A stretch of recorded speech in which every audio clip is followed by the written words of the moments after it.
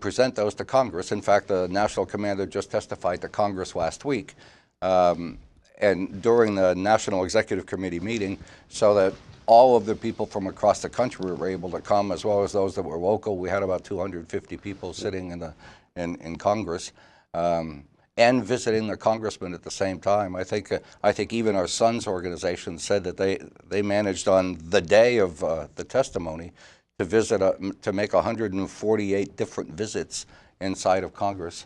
So actually, part of our program is to be able to do that as well, legislatively.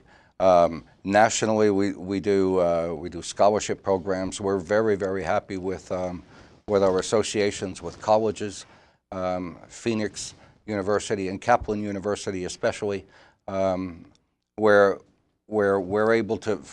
Phoenix University, for instance, right, is granting AMVETS, I think, someplace around $300,000 in educational grants for this calendar year, to be used mainly for veterans and for veterans and their families. So there are large benefits available to be able to do that. All that falls under programs. We're trying to do more with our young children, all the way from kindergarten with coloring and coloring books, all the way to high school students that are competing for national scholarships and departmental scholarships in order to be able to go to school. You know, that's really important because many veterans out there are really unaware of additional benefits that's Absolutely. Available to them from all of our veterans organizations. And we need you to get involved in local veterans organizations simply to find out what's available to you and your families. And that's now, do you have your national conventions at different places throughout the country, or is it always here in Lanham? Oh, no. No, the national convention changes every year. This coming one will be in August. Unfortunately, it's always in August, so sometimes we get the heat of the summer. So we are in August in St. Louis this year. And that won't be too bad. Most of the people have not been to St. Louis, and quite frankly, from a personal standpoint, it'll probably be better than doing Orlando in the middle of August at 98 degrees and 98% humidity, which was lots of fun. Well, the gateway to the West. Yes, it is. Yes, it is. And hopefully we'll get a chance to visit some of that as well. Mm-hmm. Where were you last year? Last year we were in Louisville, Kentucky. Can't get them to go to Orono, Maine. I can't get them to go north. I think one of the difficulties in going north is that most people from the south migrate north. So the good deals on hotel rooms are in the south during the summertime. So here we go. Yeah. One thing is that AMVETS is very active with the Joint Veterans Committee of Maryland. And I'd like to report that this past Saturday, we honored a very outstanding AMVET CW05, Fred Schimber, retired Army, and he's a past state commander for AMVETS. Yes, he is. And he's also was a past chairman for the Joint Veterans, and he's currently the chairman of the Maryland Veterans Commission. Yes. And Fred and his wife were very active with AMVETS from Hagerstown. Yes. And we had was 180 strong at the Bowie Elks. We had the dinner, and the lieutenant governor was the guest speaker and did a very fine job. Of course, I'll turn it over to our Master of Ceremonies. Judge Devlin was the Master of Ceremonies, and it was a very, very outstanding evening. And to say there again, just to show you how active AMVETS are. And the AMVETS are a very visible presence. Legislative hearings in Annapolis, fighting along with other veterans organizations. That's one of the good things that's happened now. Maybe the problem with membership. Veterans organizations aren't rivals anymore, which sometimes they used to be. I believe they were. And they took different, even for example, it's a bit of American history. The World War II GI Bill, one of the great veterans benefits of all time, that was pretty much an American Legion production. But the disabled American veterans publicly opposed it. Really? Yeah, their position was anything federal funds that are used for anything other than disabled veterans, take it away from disabled veterans. And that's just so foreign and so long ago. I mean, now veterans organizations, we always speak with one voice. And that's an interesting concept. You know, when we pose this to you, when I was the department commander, I was asked to speak at several of the department conventions across the state. And one of the things I was trying to convince people is that wouldn't it be wonderful if even on a department level, but certainly on a national level, it would be terrific if we don't have to agree on everything, but wouldn't it be wonderful if all the departments could get together and say, here are the top 3 priorities for all of the veterans throughout the state of Maryland, or the top 3 priorities nationally for veterans from all of the VSOs, and agree on the top 3. And I don't believe the top 3 would be very hard to negotiate. I think we could probably come up with the top 3, just the 4 of us sitting in a corner someplace. Sure. And I think one of them was the last GI Bill that was passed, Yes. which was an excellent bill, and all the department and national commanders did sign a letter to Congress. One of the veterans organizations. That's why World War II veterans were so well treated, and World War I veterans were simply ignored. They didn't get anything. Nothing. Right, nothing. They were promised to veterans. My dad was a World War I veteran, and for 40 years, Congressman Wright Patman had a bill in for a $300 bonus to veterans. And Dad said, you know, that bill will pass when we're all dead, which is pretty much what happened.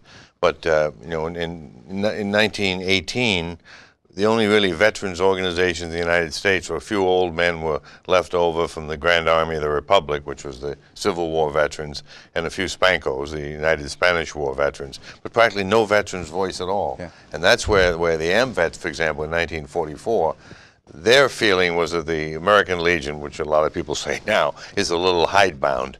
Well, they were younger, more militant veterans at the time, and the AMVETS stepped into a very important breach in 1944, and they did support the GI Bill, of course. Mm-hmm. So, and I think that cooperation that we're seeing now amongst veteran service organizations is resulting in some great benefits for all of us. Yeah. Being able to go to Congress and letting Congress hear national commander one after the other preaching the same word is I think, getting through in sometimes. Well, we have in the bylaws of the Joint Veterans Committee that we can't speak on legislation unless veterans are all agreed. And I've been active now for many years in it. I've never seen a situation arise where the veterans community was divided on a legislative issue. Right. You know. Yeah, well, a lot of them are just very basic support issues for the benefit of our veterans. Right. Yes, yes. And a lot of veterans organizations. You know, I go down and lobby a lot, and we support things that are, well, for example, only a minority of veterans are like you three that were career servicemen.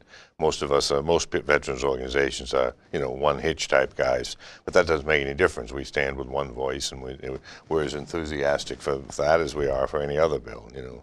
And, you know, I think that, for example, other organizations support strongly the special mission of the disabled American veterans, even though much of their membership are not disabled. But it's a, you know, I mean, there's some small issues within the veterans community, but they keep growing smaller and smaller. One thing about what we do also with the legislation is there's what, 57 bills. Well, we chose, of course, Jerry is our legislative chairman for Joint Veterans.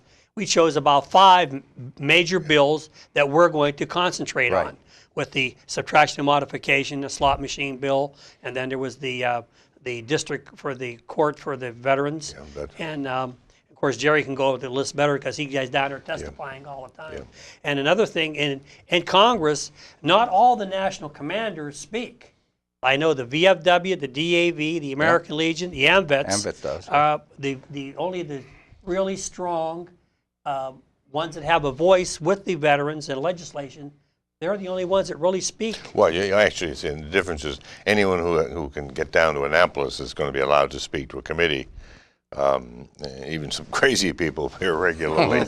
And I remember one of them came down one time, and Bill Houck was chairman of the Ways and Means Committee, and he cut him off, and he says, "Melvin, you've talked long enough." And he says, "Well, you're cutting me off." I said, "Yep, that's what I'm doing." He said, "Well, how can you do that?" He says, "'Cause you're crazy, Melvin." And he said, he had just gotten out of Shepard Pratt. He says, "I got a certificate from Shepard Pratt that says I'm sane. Has anyone here in this committee got one of those?" But when you're speaking for Congress, you have to be invited. I mean, you just can't walk in off the street. Well, let me go back to the Joint Veterans banquet that we had. Yes. And Fred Schindber, we could not be any more proud of Fred Schindber and what he's been able to accomplish in the last few years. You have to remember that Fred lives in Hagerstown and serves in Annapolis.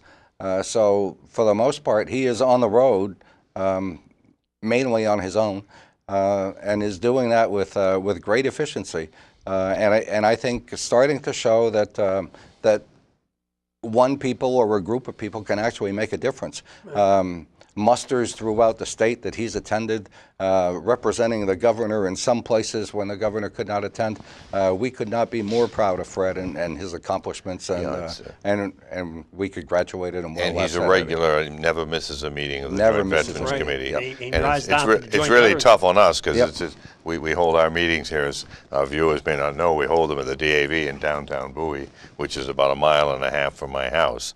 So, but Fred comes from Hagerstown, and even the commandant of the State Marine Corps League, he comes all the time from Cumberland. From Cumberland. Right. I mean, this is very impressive. But anyone, by the way, out there in TV land, in our vast TV audience, the Joint Veterans Committee meets the 3rd Wednesday of the month, starting in September. And you're welcome to come down and join in the fellowship and find out what the veterans are doing. And almost all of the nationally chartered veterans, the American Legion's exception, the significant nationally chartered, they all have representatives there, and you kind of get a cross-section of what we're thinking. So anyone who's eligible for any of the organizations, or not, if you just come down and join with us, you're always welcome. Yeah, those meetings are open to the public, and open to veterans, and they can certainly come down and see the Joint Veterans Committee. But we welcome everybody, to come down and see what the veterans organizations are doing. And buy a ticket for the 50-50 raffle too. That's true. We're getting close to the end of our time, so Andy, why don't you give us any other good word from the AMVETS? Well, AMVETS is such a wide open organization. What we're desperately trying to do is lure, if you would, young veterans, because we believe that's the future of all of our veteran service organizations. We have to get the younger veterans in, and trying to find out what they're looking for in a veteran service organization is sometimes difficult. And I think sometimes we, the older guys, don't always know what they're looking for. So we're going to do our best to be able to get that done. And I think that's one of the issues that we're all facing is what is it that they're looking for to bring them into our organizations and to become active in all of those organizations. Well, it's hard to believe, but our time is up. I want to thank all of you again for watching Veterans Forum, and specifically to Andy Martel, past department commander of the AMVETS, for being our guest. Now, we hope you've enjoyed the program and learned important information to you and your family. Now we ask you to get involved with your fellow veterans and Bowie organizations. Come down and see us. We're at the DAV on 197 or the American Legion on Laurel Bowie Road. Stop in, say hello, get involved, find out about the benefits that you have earned. And thanks for watching Veterans Forum.